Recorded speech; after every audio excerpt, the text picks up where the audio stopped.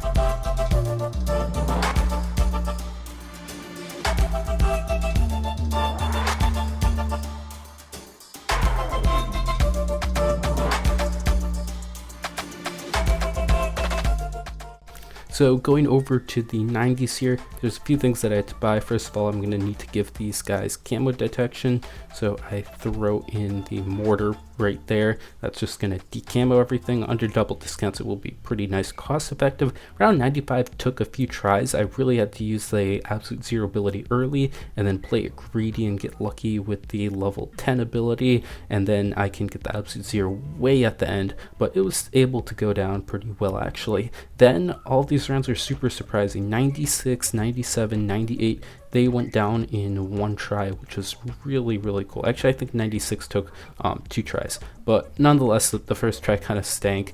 But if I just spam the Absolute Zero ability and the Moab Eliminator ability, everything just goes down so easily, and all the icicles are able to clean up everything else that comes in between. On top of this, I can also use the level 20 ability now, which will do a lot of work to parts where like all these BFBs kind of break down.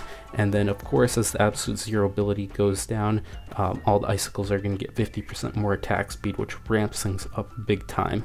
Then of course, that level 7 ability, it works well if there's a whole bunch of ice monkeys on screen, but I found it kind of underwhelming, to be honest. Maybe other people have other opinions, but even though that's underwhelming, it greatly is made up for by the insane strength of other stuff. So you'll see I'm working with a lot of cash bear here, and you know, on Ravine Chimps, it is very difficult to get a large amount of cash spare. There's really a lot of things that will block that, particularly around 100. It's very brutal, so you're often forced to get Moab Eliminator, but when Eliminator is a core part of the strategy, then it works out. Unfortunately, I did actually need a little bit more damage on round 100. I couldn't pull off the eliminator trick that I wanted to because the mob eliminator actually had a range of the ZOMGs, which made it so they would attack it if it was going through. So I did have to get one assassin. There might have been something that would have been a little bit cheaper, but 68,000 cash spare for using bug towers that are negatively affecting the run is actually kind of crazy.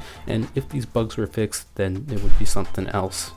Thanks for watching. If you want to help out the channel, you can check out these new videos, like and subscribe for more content, support the channel by becoming a member, and joining the Discord to chat with the community. Bye!